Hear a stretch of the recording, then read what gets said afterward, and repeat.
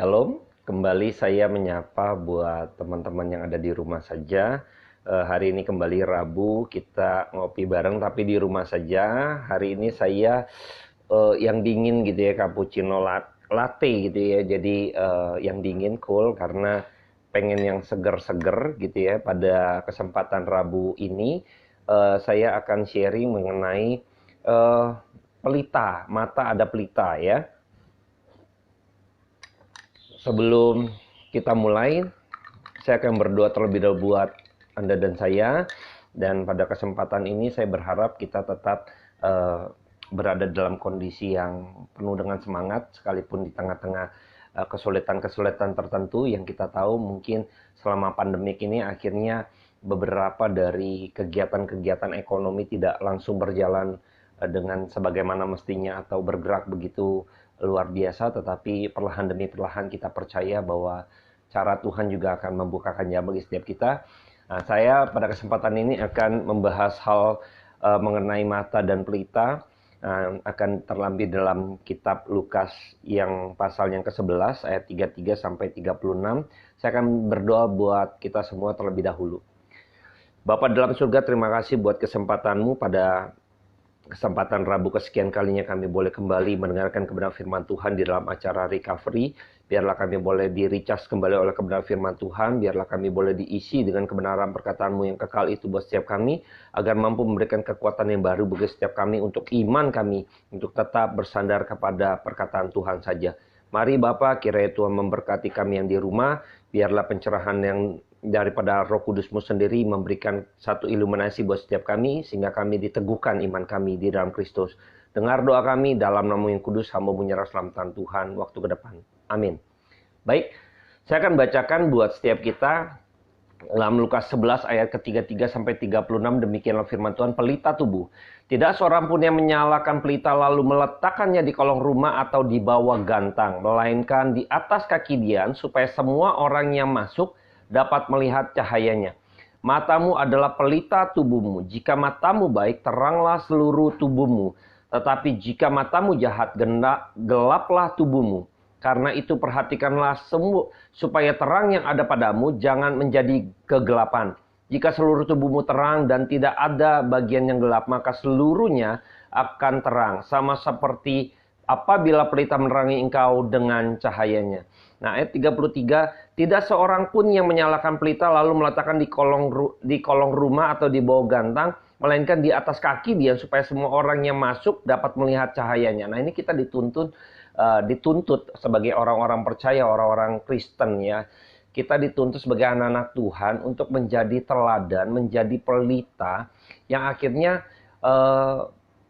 menuntun orang lain gitu. Jadi teladan hidup kita harus membawa seperti pelita tadi yang menuntun orang untuk mereka dapat berjalan gitu loh. Jadi teladan hidup kita nih sebagai anak-anak Tuhan dituntut oleh Tuhan. Kita nih seperti pelita yang di kaki dian, yang dinyalakan seperti kaki dian, yang akhirnya orang mendapatkan terang itu, akhirnya orang bisa dituntun untuk masuk ke dalam jalan mereka gitu loh. Dan kita ini membawa mereka kepada terang itu gitu loh, sehingga mereka bisa berjalan. Nah, teladan hidup orang percaya itu menjadi bagian penting bagi setiap kita, supaya kita dalam hidup ini benar-benar menjadi terang bagi orang lain, sehingga orang yang belum percaya, mereka bisa mengikuti teladan kita, kasih Kristus ada dalam diri kita. Maka orang-orang yang di luar sana, mungkin saudara-saudara kita yang belum percaya, rekan-rekan kita, dia bisa melihat bagaimana kita hidup, maka mereka mengikuti itu, dan mereka bisa mengikuti itu, dan mereka bisa datang juga kepada Kristus yang ada terang itu sendiri.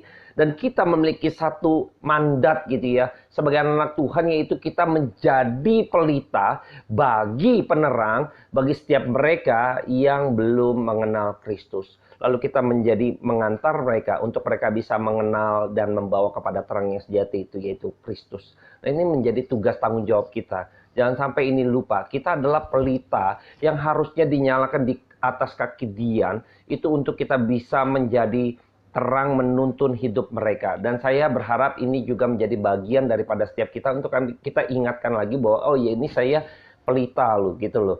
Saya harus terang gitu loh. Dan saya harus membawa supaya orang yang tidak tahu, saya membawa mereka kepada terang yang sejati itu Kristus. Nah, kita dalam hidup ini harus menjadi teladan-teladan itu. Dalam kehidupan kita, itu khotbah yang paling terbaik adalah hidup Anda dan saya. Ketika Anda dan saya hidup di dalam Kristus, di dalam kebenaran, maka hidup yang kita jalani sebenarnya kita sedang berbicara bagi setiap mereka yang belum mengenal Tuhan, untuk mereka bisa datang kepada Tuhan. Melalui hidup kita, teladan hidup kita, maka kita menjadi pelita bagi mereka, menuntun mereka untuk masuk ke dalam terang dan mengenal terang itu sendiri. Nah, di ayat berikutnya saya akan bacakan. Ini ayat yang nanti cukup akan menguras otak kita untuk berpikir. Pembahasan yang akan saya coba dalami sedikit. Matamu adalah pelita tubuhmu, jika matamu baik, teranglah seluruh tubuhmu. Tetapi jika matamu jahat, gelaplah tubuhmu. Nah, ini mata kita luar biasa diciptakan oleh Tuhan ya. Mata kita ini mampu melihat objek atau suatu peristiwa, lalu mata kita menangkap dari cahaya tersebut, dikirim di dalam sensor mata kita ini ada retina dan kawan-kawan gitu kan, saraf mata, lalu mengkonvensikan itu di dalam pikiran kita, sehingga pikiran kita dapat menganalisa, dan kita akhirnya dari pikiran itu ada namanya semacam foto, mengcapture gitu kan dari kejadian atau ataupun segala sesuatu yang kita lihat, objek entah itu apa, lalu begitu di capture lalu dikirim, lalu otak kita akan berpikir, saraf-saraf otak kita akan menganalisa di dalam pikiran itu, terus akhirnya mengambil satu kesimpulan atau keputusan apapun, maka saraf-saraf di otak kita akan memerintahkan tubuh kita untuk meresponi apa yang kita lihat tadi itu, untuk kita responi gitu ya. Jadi mata ini menjadi, orang bilang dalam dunia nih filosofinya mata jendela dunia gitu ya. Dan kalau Alkitab mengatakan bahwa matamu nih pelita ya, jadi kalau matamu maksudnya ini mata nih bagi di dalam Tuhan ini, kalau mata kita baik maka terang, kalau mata buruk atau jahat maka gelap seluruh tubuh gitu ya. Jadi pelita daripada tubuh ini mata, maka hati-hati.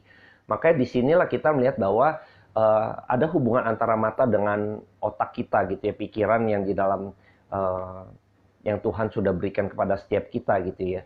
Dan saya berharap kita memahami ini dengan cukup baik, bahwa sesungguhnya pada waktu kita ini di dalam melihat segala sesuatu, entah objek, entah itu peristiwa, maka sesungguhnya ini otak kita dalam pikiran pun menganalisa gitu. Jadi pada waktu menganalisa inilah kita akhirnya meresponi sesuatu, dan akhirnya baik atau buruk gitu ya. Jadi misalnya kita bisa melihat itu sesuatu objek atau peristiwa, lalu kita bisa berpikir itu negatif, lalu kita meresponnya pun negatif. Lalu misalnya kita melihat itu objek, lalu kita melihat itu hal yang positif, lalu otak kita menganalisa positif, lalu kita merespon juga positif, dan lain sebagainya. Jadi mata dengan pikiran kita ini memiliki satu koneksi yang begitu kuat gitu ya.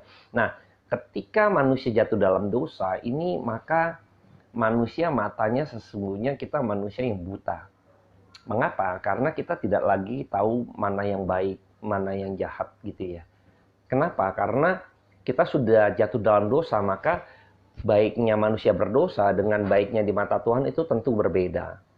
Ya, makanya mata ini dan pikiran ini memiliki kaitan yang cukup kuat, dan saya akan coba bahas, review sedikit dengan Kejadian 3 ketika Hawa pada waktu itu jatuh dalam dosa karena melihat dan mengingini buah pengetahuan yang baik dan jahat. Nah, kita akan coba review sejenak. Saya akan bacakan kebenaran firman Tuhan yang terambil di dalam kitab Kejadian 3. Saya akan bacakan buat setiap kita.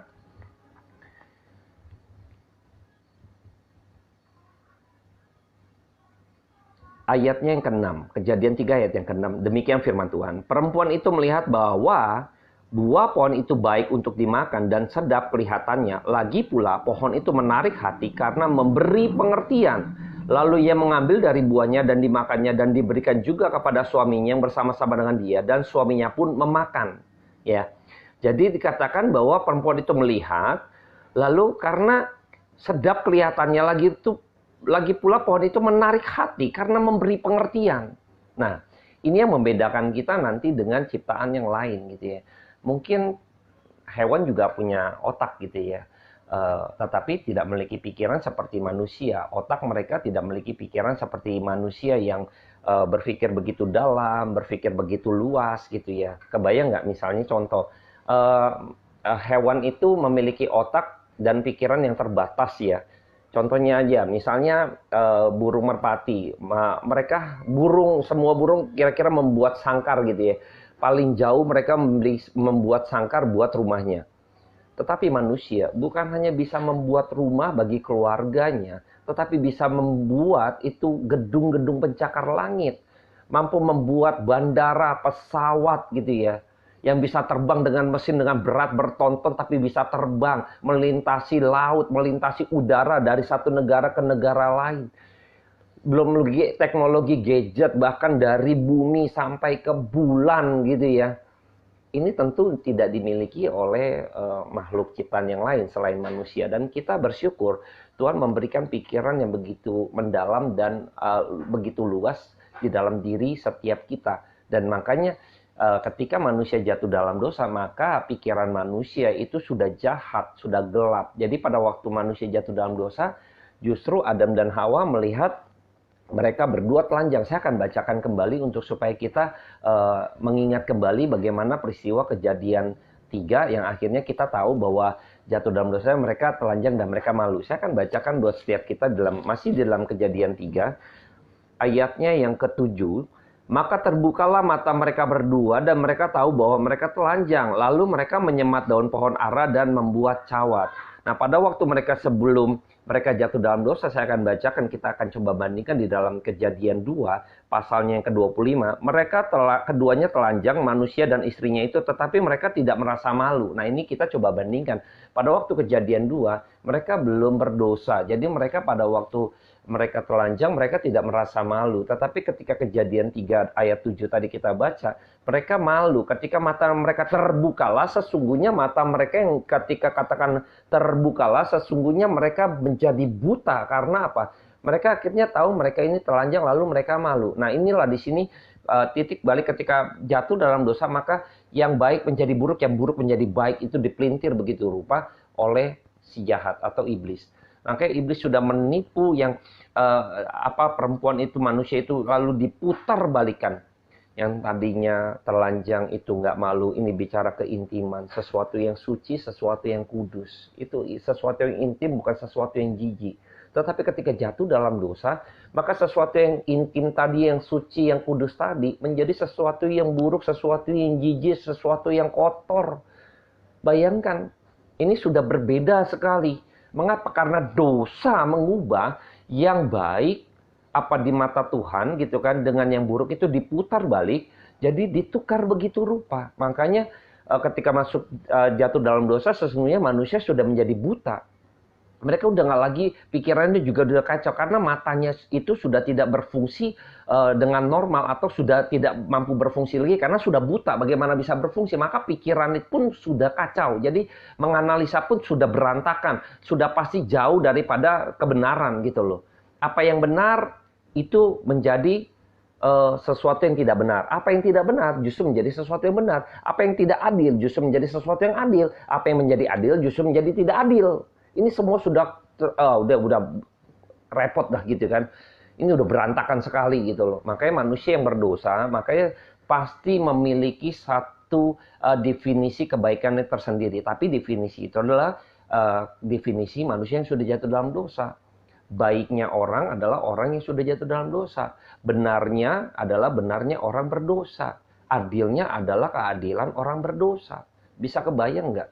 Jadi kita akan menemukan kesulitan di sini. Makanya matanya itu sudah tidak memiliki satu terang lagi, tidak lagi memiliki apa yang bisa dilihat itu seperti dilihat Tuhan. Makanya manusia yang jatuh dalam dosa itu sebenarnya buta. Mereka tidak lagi bisa melihat lagi gitu kan, gelap sudah. Makanya seluruh isi hidupnya, pikiran yang tadi saya katakan, mata bisa memiliki hubungan yang kuat dengan otak gitu, dengan pikiran. Ketika matanya gelap, maka pikirannya pun gelap dan akhirnya merespon begitu rupa juga dengan satu kejatuhan gitu loh.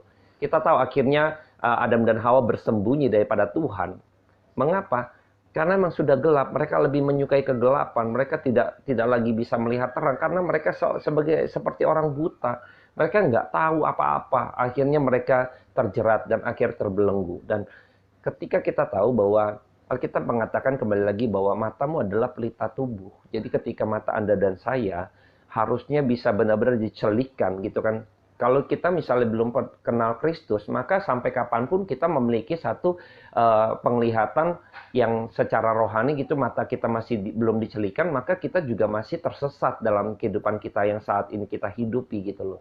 Dan saya berharap kita mesti bijaksana gitu. Dan sampai hari ini ketika kita tahu bahwa Kristus harus mati di dalam hidup, di dalam kehidupan, dalam sejarah yang dicatat begitu rupa, dan akhirnya bagi setiap kita yang percaya kepadanya maka akan peroleh hidup. Disitulah titik di mana kita akhirnya boleh dicelikan mata hati kita, boleh dicelikan kembali, dan kita bisa mengetahui, oh apa yang berkenan, oh ini ternyata selama ini saya salah.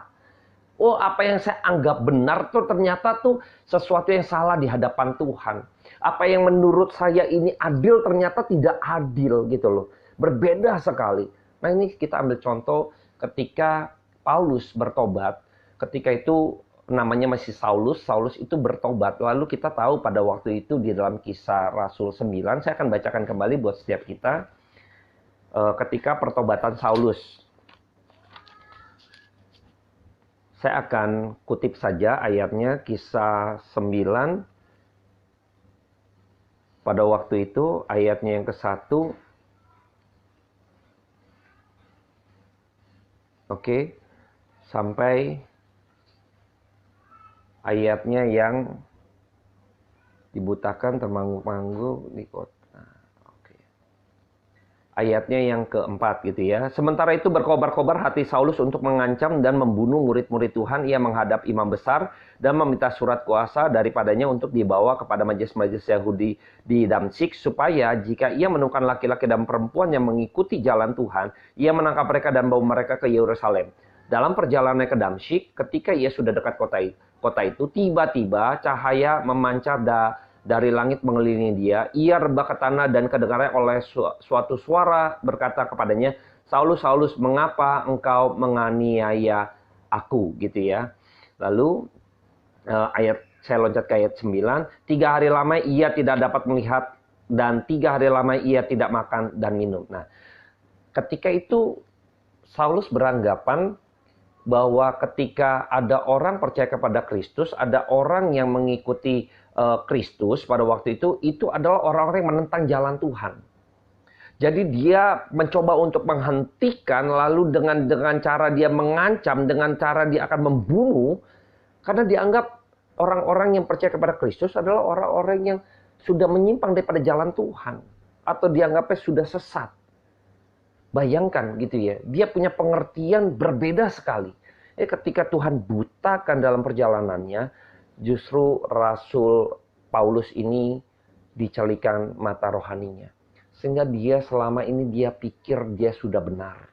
Dia pikir dia menjalankan kebenaran. Dia pikir dia menjalankan pelayanannya untuk dia menghentikan orang-orang supaya dia yang menyimpang daripada jalan Tuhan, supaya dia tidak menyimpang. Ternyata mereka Saulus pada waktu itu menganiaya Kristus. Bayangkan. Tapi ketika Tuhan menjamah hatinya, batinnya, maka dia buta secara jasmani, tetapi dia itu dicelikan secara rohani, sehingga Saulus ini akhirnya dipakai oleh Tuhan menjadi, namanya diganti menjadi Paulus, sebagai alat Tuhan untuk memberitakan Injil, untuk memberitakan kebenaran. Kebayang nggak? Jadi ketika sebelum Paulus ini menjadi seorang rasul gitu ya, dia sebagai Saulus gitu ya, dia belum dicelikan, sekalipun mata jasmani itu terbuka. Tetapi dia tidak tahu kebenaran. Sampai sang kebenaran itu, Yesus Kristus, berjumpa dengan Saulus. Ketika itu Kristus datang menemui Saulus. Lalu dia bertemu, lalu dijamah oleh Tuhan. Lalu Tuhan celikan mata rohaninya. Maka Saulus menjadi alat Tuhan, diganti namanya menjadi Paulus. Mengikuti Tuhan. Dan kita tahu kisahnya. Rasul Paulus akhirnya mati di penggal kepalanya, memberitakan Injil kemana-mana. Kita lihat bahwa ketika Paulus akhirnya dijamah oleh Tuhan, mata rohaninya diubahkan, dicelikan kembali. Sehingga di dalam pemikirannya yang salah, dia diubahkan karena dia bisa melihat Kristus. Dia bisa melihat kebenaran karena sang kebenaran itu, cahaya itu datang. Akhirnya menyerap dari matanya itu secara rohani, dia ambil begitu rupa. Karena ada sensor gitu ya, yang dia serap, lalu akhirnya pikirannya diubah sehingga dikembalikan kembali. Memposisikan kembali yang tadi seperti Adam dan Hawa sudah diputar balik, sekarang dikembalikan kembali ke posisi normal sehingga tahu kebenaran yang seperti Allah inginkan, tahu keadilan yang sebagaimana Allah inginkan. Nah, ini semua definisi akhirnya dibalik semenjak Kristus menghampiri Paulus, akhirnya diubahkan begitu rupa. Saya berharap kita juga ketika sudah mengenal Injil atau kebenaran, berjumpa dengan Kristus melalui pendengar firman Tuhan, melalui Alkitab, mungkin melalui khotbah-khotbah yang akhirnya Anda hari ini mungkin dengar khotbah, akhirnya oh iya ya, dicelikan kembali. Yuk sama-sama kita belajar kebenaran firman Tuhan. Sehingga kita memiliki kepekaan-kepekaan yang lebih mendalam, sehingga kita mengetahui, oh ini jalan Tuhan. Maka dikatakan mata adalah pelita tubuh, jika matamu gelap maka seluruh tubuhmu gelap gitu rupa. Jika matamu baik, maka seluruh tubuhmu juga terang bercahaya. Mengapa demikian? Ada kaitannya. Karena seluruh aspek kehidupan kita tidak bisa lepas dari mana engkau memahami kebenaran firman itu sendiri. Jikalau engkau dan saya salah, gagal memahami kebenaran firman Tuhan, maka kita juga salah menafsir, kita juga salah untuk mendefinisikan apa yang dimaukan Tuhan gitu loh. Seringkali kita jadi juga meresponi juga salah. Nah, saya nggak mau ambil beberapa contoh gitu, banyak sekali. Tapi saya rindu dengan segala keterbatasan yang ada. Biarlah kita mau belajar firman Tuhan. Sehingga kita tidak mudah untuk kita benar-benar detail. Kita benar-benar memahami dengan benar. Sehingga kita di dalam hidup kita ini menjadi satu prinsip yang kuat. Sehingga dalam aspek kehidupan kita seluruhnya, kita meresponi dengan sesuai dengan mau responnya Tuhan. Kita memahami benar seperti apa gitu loh. Nggak sembarangan jadi hidupnya. Hati-hati, Tuhan tidak suka ketika hidup kita sembarangan, Tuhan marah. Ketika Paulus dicelikan, maka hidupnya itu nggak sembarangan. Hidupnya nggak sembarangan. Lihat bagaimana Adam dan Hawa, kembali lagi. Adam dan Hawa, ketika itu Hawa. Hawa ini akhirnya terlena gitu ya. Karena itu dia ya, manusia memiliki satu pikiran. Akhirnya pikiran itu dipuaskan dengan sesuatu yang pengetahuan. Maka pada waktu itu dikatakan memiliki pengertian gitu ya. Elok gitu kan. Menarik hati karena memberi pengertian. Bahwa pengetahuan yang baik dan jahat itu memberikan pengertian gitu loh. Tetapi masalahnya ketika jatuh dalam dosa, maka apa yang baik, apa yang jahat itu, karena sudah makan buah pengetahuan yang baik dan jahat, itu adalah pengetahuan manusia berdosa mengenai baik dan jahat. Jadi yang menentukan baik jahat itu adalah manusia berdosa. Kan ini celaka, gitu kan? Tidak sama. Maka ketika itu manusia diberikan pikiran itu yang begitu harus diisi dengan sesuatu pengetahuan, dengan satu kebenaran. Maka rindu sekali manusia ini sebenarnya adalah orang-orang yang mau belajar gitu kan. Saya malas belajar.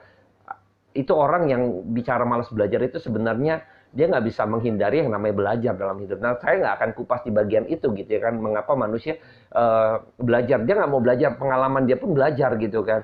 Dia dalam menjalankan hidup ini aja udah belajar gitu. Bagaimana mungkin dia mengatakan bahwa saya malas belajar ya, berarti malas belajar ya mati saja kan gitu kan. Nggak usah hidup, karena hidup itu pun sudah belajar. Saya nggak akan mendalami di bagian ini. Saya akan meneruskan ketika manusia sudah jatuh dalam dosa, yang ketika itu pikiran manusia yang sudah diciptakan oleh Tuhan diisi oleh sesuatu pengetahuan gitu ya.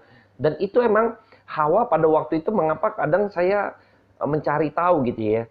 Kenapa akhirnya, apakah Adam tidak dicobai oleh si jahat gitu atau si ular tadi? Kenapa apakah Hawa saja gitu yang menjadi diincar gitu ya. Nah, ketika banyak penafsir, saya coba ambil satu dari artikel atau komentari bahwa emang pada waktu itu juga Adam juga dicobai gitu loh. Tetapi Adam pada waktu itu, waktu dicobai pun seolah-olah tanda petik ya, kalau saya ambil, ular udah capek gitu kan, akhirnya dia ngincar si wanita gitu ya. Nah, ini si wanita ini akhirnya tergiur gitu kan, didekati. Nah, ada analisa lagi bahwa Karena Adam pada waktu itu mendapat perintah langsung daripada Tuhan. Sedangkan Hawa mendapat satu pengajaran atau pembinaan gitu ya, secara tidak langsung perkataan Tuhan itu melalui Adam gitu ya. Jadi yang langsung itu adalah si Adam. Maka Adam memiliki satu pengertian mungkin yang lebih kuat, yang mungkin memiliki respek yang tinggi gitu ya dibanding Hawa. Hawa mungkin ya karena ya dia sama seperti saya gitu ya. Jadi kurang menghargai lah. Contoh, saya ambil contoh gini. Ketika siswa-siswi kita tahu ya, eh, ini saya kebetulan juga seorang guru juga ngajar. Jadi orang tua murid seringkali anaknya siswa ini lebih hormat, lebih taat, lebih memegang apa ya perkataan guru daripada perkataan orang tuanya di rumah. Gitu ya. Anda percaya tidak percaya, Anda boleh cek gitu ya kan. Siswa itu lebih kayaknya menaruh respek. Kalau orang tuanya yang nyuruh, itu kayaknya dia biasa saja gitu ya. Tapi kalau misalnya gurunya yang suruh, gurunya yang perintahkan, dia langsung cepat-cepat kerjakan. Dia cepat-cepat langsung mau menunaikan itu, gitu ya. Dibanding orang tuanya. Ya, jadi Adam ini juga respek begitu rupa terhadap Tuhan karena dia pada waktu itu hanya dia manusia satu-satunya lalu Tuhan berfirman kepada dia. Nah, pada waktu itu Hawa gitu ya. Ini ada kemungkinan karena respeknya terhadap perkataan Allah melalui Adam gitu ya. Tidak menghormati. Maka akhirnya jatuh di dalam pencobaan. Nah, saya berharap kita coba respek terhadap perkataan Allah mungkin dari setiap sharing seperti ini, mungkin dari mimbar-mimbar Tuhan, dari khotbah-khotbah, dari pembacaan firman Tuhan Anda dan saya dengar. Anda harus respek. Anda harus teliti juga bahwa kebenaran firman Tuhan, contoh seperti ini, apa yang saya sampaikan, apakah sesuai dengan kebenaran firman Tuhan, apakah benar-benar firman Tuhan itu sendiri yang dikupas gitu loh. Bukannya curhatan daripada seorang pembicara, bukan maunya daripada sebuah organisasi gereja karena ada kepentingan-kepentingan tertentu gitu loh. Tidak.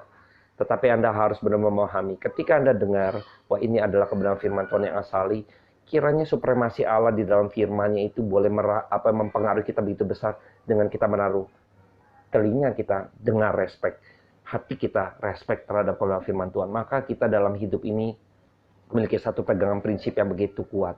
Sehingga Anda dan saya dalam kehidupan tantangan zaman yang makin hari makin jahat gitu ya. Kita tahu dunia ini makin jahat, Alkitab juga sudah menuliskan hal itu. Kita tetap berpegang pada prinsip dan kita tetap menjadi terang itu. Dan seluruh aspek kehidupan kita dipengaruhi kebenaran firman Tuhan sehingga kita tetap menjadi terang itu sendiri. Maka kita yang bisa menuntun manusia-manusia yang belum percaya kembali kepada terang itu sendiri. Nah ini saya harap kita mampu mengajak dalam kehidupan kita nih orang-orang yang belum percaya bisa menjadi percaya oleh karena hidup kita, dan terlebih lagi kita membekali diri kita supaya diri kita ini juga benar-benar sungguh-sungguh hidup di dalam terang itu sendiri dan memahami prinsip-prinsip kebenaran firman Tuhan sehingga kita emang di dalam hidup ini benar memancarkan terang itu sendiri gitu loh. Jangan sampai kita seperti saya, wah jago ngomong nih, jago khotbah nih, wah ngomong sih gampang gitu ya, tapi dalam hidupnya saya nggak sesuai gitu loh.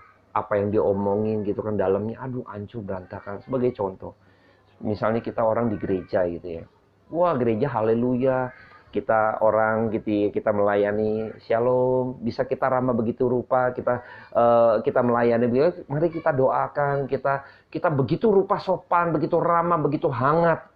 Tetapi kadang seringkali di dalam keluarga, dengan istri kita, dengan anak-anak kita, dengan suami, dengan siapapun, akhirnya kita marah, emosi begitu rupa. Nah ini nggak ada integritasnya. Di luar dan dalam harusnya sama. Itulah terang seluruh aspek kehidupan kita. Tidak menjadi orang yang munafik. Nah, saya berharap kita sama-sama berpikir keras untuk bergumul akan hal ini.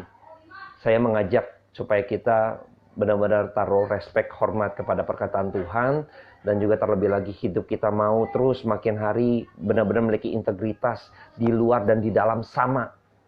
Supaya kita sebagai pelita Tuhan yang membawa orang-orang yang belum percaya supaya datang kepada terang itu sendiri. Dan kita menjadi bagian daripada pelita itu untuk membawa orang yang masih dalam kegelapan.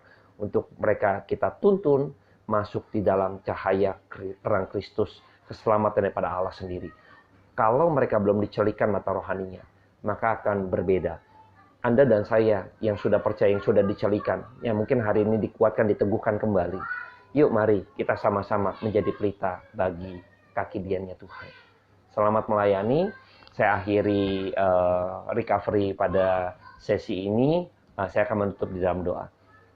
Bapa di dalam surga, terima kasih buat kebaikan yang Tuhan berikan kepada kami, sehingga pada malam hari ini sesi ini juga sudah berakhir. Kiranya Tuhan juga memberkati kami agar apa yang kami kerjakan, bolehlah Tuhan kami semakin hari hidup dipengaruhi oleh kebenaran firman Tuhan. Biarlah kami mendengar kebenaran firman Tuhan, menaruh respek kepada perkataan Allah yang kekal itu, sehingga kami boleh dibentuk sesuai dengan kehendak Tuhan. Mari Bapa, mari Tuhan pakai kami agar kami menjadi pelita bagi kegelapan orang-orang yang belum percaya, sehingga membawa mereka kepada terang kasih Kristus. Biar hidup kami menjadi teladan atas setiap mereka, Tuhan. Dengar doa kami. Dalam nama Yesus Kristus kami berucap syukur. Amin. Terima kasih teman-teman yang sudah berbagian. Kiranya recovery pada sesi ini memberkati setiap kita. Salam ngopi bareng.